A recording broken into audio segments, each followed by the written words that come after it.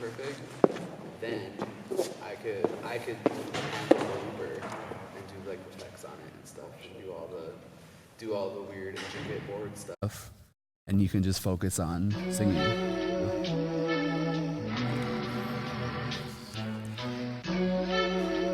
Yo, what's up, everybody? Welcome to Red Mic Podcast. I don't want that one. I'm going to do a different one. I don't want to do the one that it's me. Hold on. Really, Ace? God damn it. Really? Hey. There we go. What's up, everybody? Welcome to Red Mic Podcast. Do it again. Hold on. What's up, everybody? Welcome to Red Mic Podcast. Yo, what up? It's your boy. Welcome to Red Mic Podcast. I'm your host, Thomas X, and I'm here with the boy, the bruh, the Niji, Shawn Who. Yee. How's it going, bro? Good. How about you, bro? I'm good, man. I'm good. Just trying to be ace every day as much as I can be. Really ace. So, what's your DJ life been like lately? What's I guess music-wise, what's on your plate and what have you been up to? Well, I mean, a lot of things, I guess. I stay pretty busy. I kind of represent a few different DJ companies and myself. Generation Now DJs in the cities, AC Entertainment DJs in Wadena, Minnesota. And they keep me pretty busy with like club gigs and wedding gigs and all that good stuff. Music-wise, I mean, I've kind of like artistry-wise, I've kind of like stepped back a little bit just because I haven't put out new music in a long time. But I'm affiliated with the group Zen People, as you know. But I had stayed doing shows with them. You know, December 6th, we're in Fargo with Cashy and all them. Making beats, selling beats, doing all that stuff. You know, out here in Red Lake recording. Been doing some like field audio recording gigs for film and all that. What kind of films? The last film I did was like a parody thing with like Tito Ibarra and all that. With this group called the Yes Men. Yeah. They're a production company out of New York, and they're like political pranksters. They're hilarious. It was good, and gets too. Those guys, hilarious native comedians, and it was very, very hard to keep a straight face the whole time. What was the name of Tito and what's the other guy's name? Tito and Gits. Gits. What was the name of their company? Oh, it was like the Native American Pro Pipeline. Indigenous Pipeline Council? Yeah. There we go. Dude, so I was running a boom mic and two wireless mics. So I heard every word that came out of their mouths the whole time. And like not everyone heard every little thing they were saying, you know what I mean? Mm-hmm. So I was in the corner just like like trying to keep your shit together. Just dying, dude. That's dope. Like I seen like the initial post of like, you know, what they did. Mm-hmm. Like a news company out of Duluth, I think, ran it like it was a real thing. Yeah.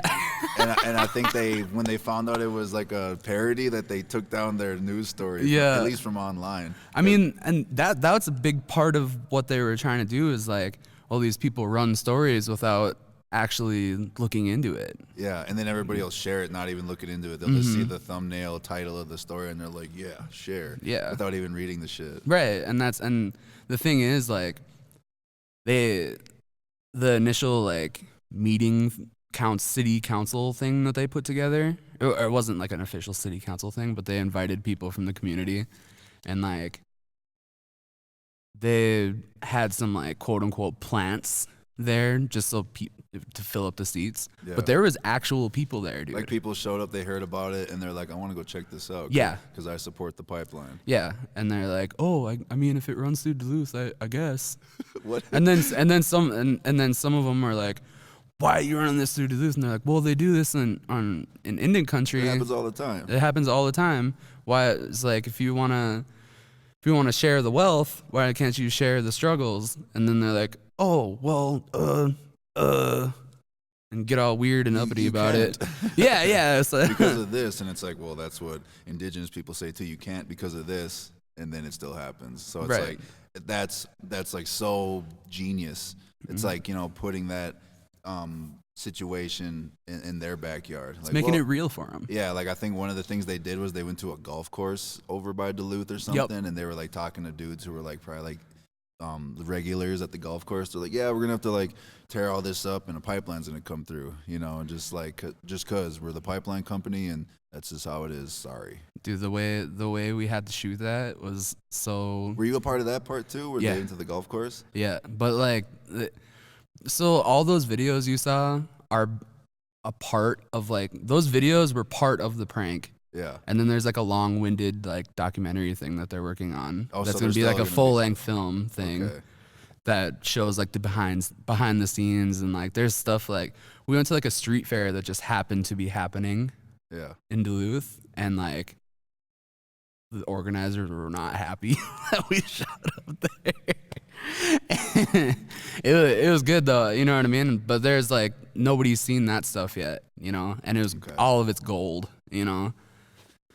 It's cool to see you like evolve as a artist and also as like almost like you would call it like audio production engineer or something, because like, you know, obviously your first thing you did was hip hop music. You did beat production, you did raps, and nowadays, you know, people are coming to you to like do just straight up audio engineering work. Yeah. So and then you're like, you know, you've evolved into a person who DJs at all kinds of different events. So it's like it's cool to see you go from, you know, just artist to somebody who like is making you're growing your business. Yeah. That's dope to see. So how did your journey into music start? And like so like when I met you, you had a whole different name, and I knew you as a rapper, and you made your own beats. Shout out to you for that.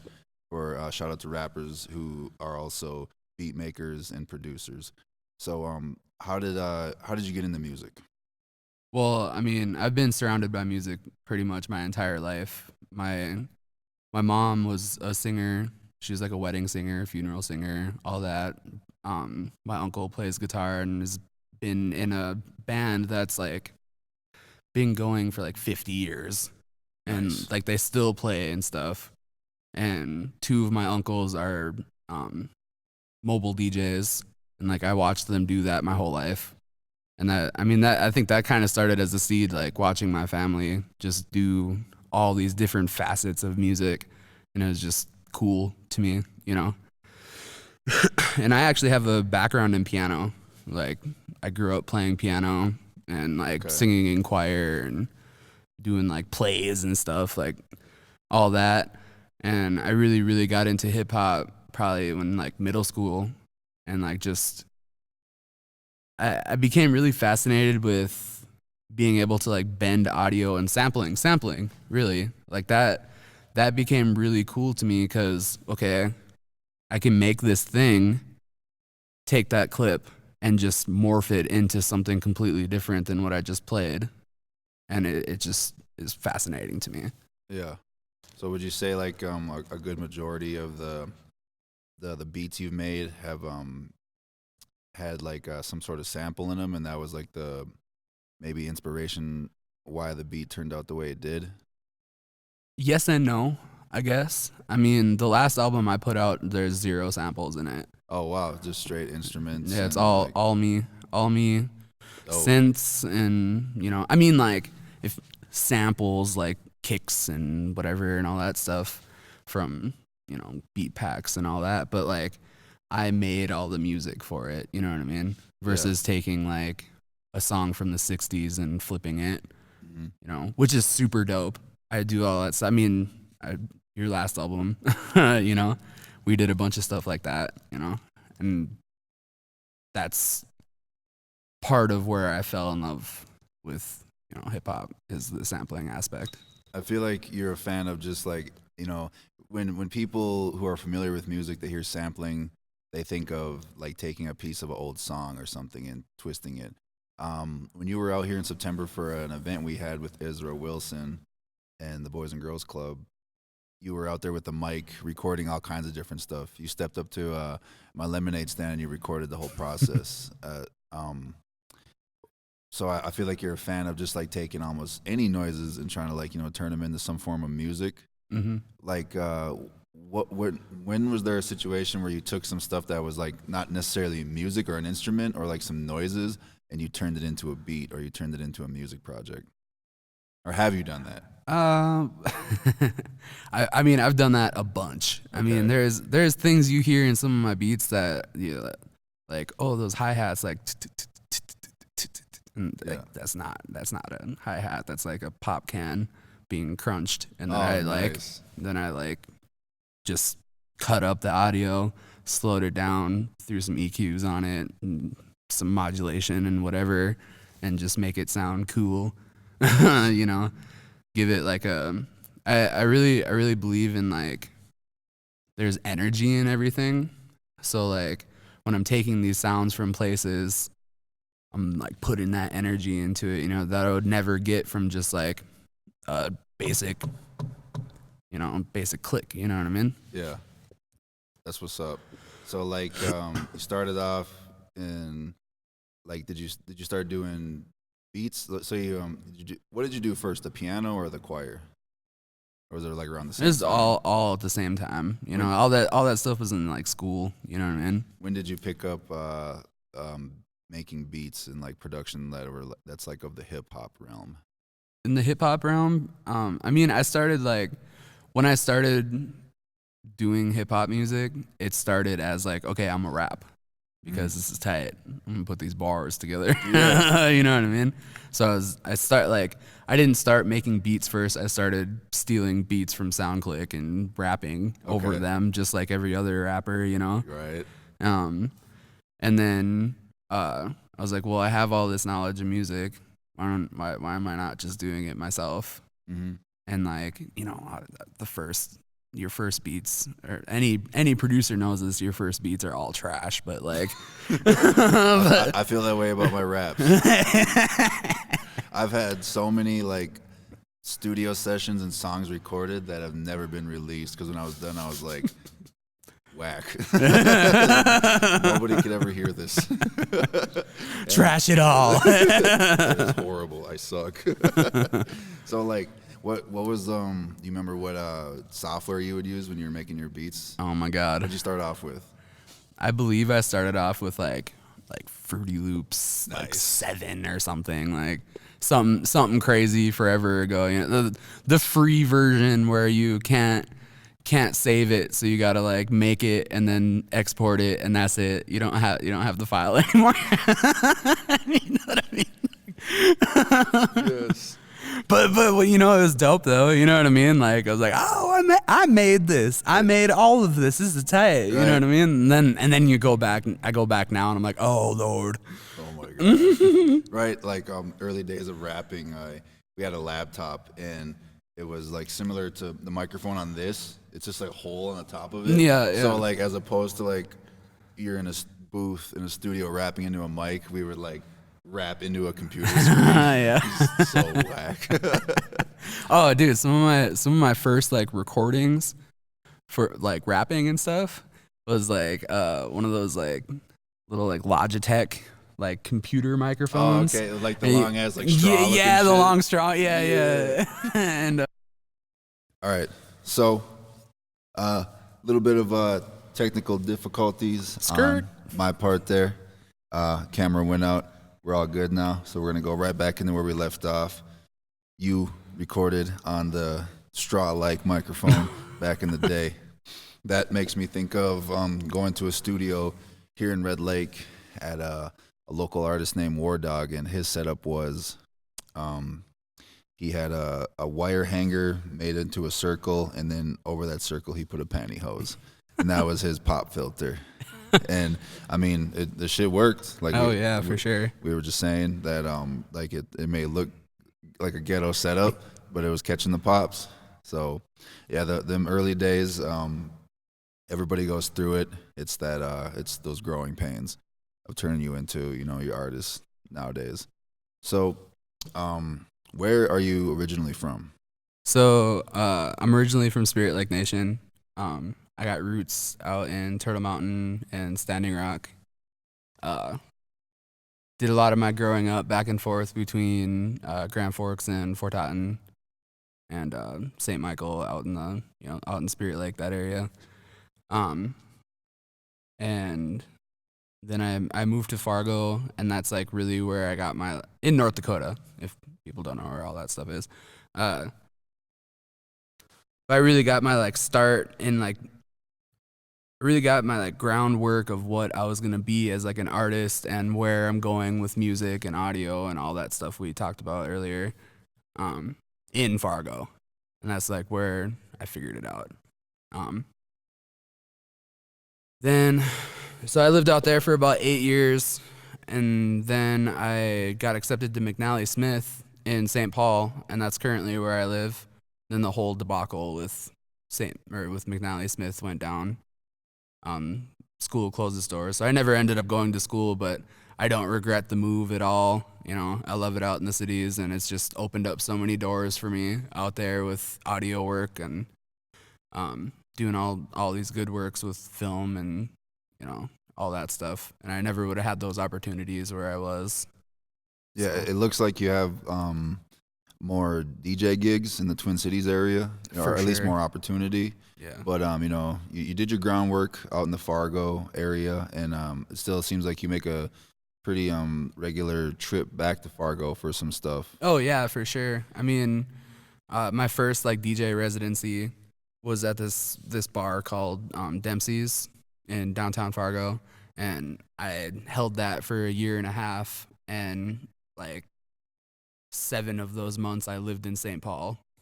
Nice. So but they kept me out, coming back out once a month, for all that time.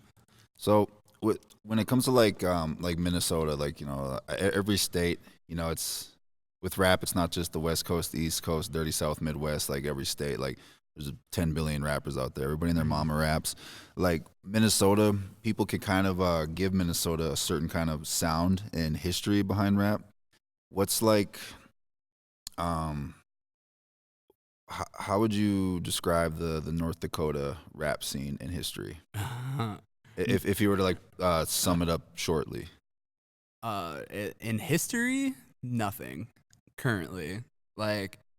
It's being made currently right now, but I wouldn't say historically there's been anything awesome in the hip hop world to come out of North Dakota yet. I say that strongly because there's a lot of people right now as we speak that are making really, really big moves out there. For sure, Cashy. I think Cashy is gonna be the one that blows out of North Dakota, even though he's technically not from there, but he's I grew up with Cashy back in Grand Forks, and yeah, he's killing it. He's killing it right now. Obviously, and I hope our people, Cold Sweat, Jansonia, New Rain, the Zen people, us, I hope we are doing our due diligence for our state too.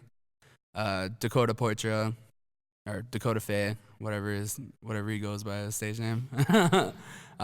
He's been killing it too. And there's a bunch of young cats in Fargo that are doing their thing too. Top 3 favorite North Dakota rappers. I don't do lists, bro. Top 3 favorite producers of all time. It don't gotta be 3 to 1, but just. I don't know, man. See, that's my whole thing is I don't really do lists like that because it's changing always for me. 1 month I could be super feeling J Dilla beats and that's all I want to listen to, and then the next month I'm yo, I just want to hear Southside all day, trap 808s. And then the next day I'm really into bass music. One day I'll be yo, I want to hear Joyride all day. These crazy You know what I mean? Like Yeah. my taste in music is pretty everywhere. With I mean, I'm a DJ. I kind of have to. You know what I mean? Top 3 anime shows. There we go. Now that's something I can get into. My number one, the greatest anime ever made is Full Metal Alchemist Brotherhood. That's the greatest anime in the world. Dylon. Top 5. That's your top 3 is that one. No, I don't know, and I really like Naruto, Naruto Shippuden, and I'm currently watching Naruto Next Generations. Shout Boruto. Where could the people find you on social media? Shawn Who 701 on every platform. SHAWNWHO 701. Dope.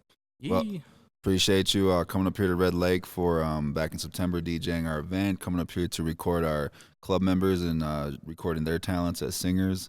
And keep up the good work, bro. And I think we got some projects in the near future we're going to be working on. Yee. So, yeah, brother. Zen people for life. Yeah, much love, Res Rap. This is Red Mike Podcast. Giga Wabaman. Miigwech for But in tuning a in good to Red way. Mike Podcast.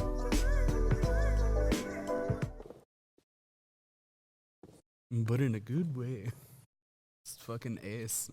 OT.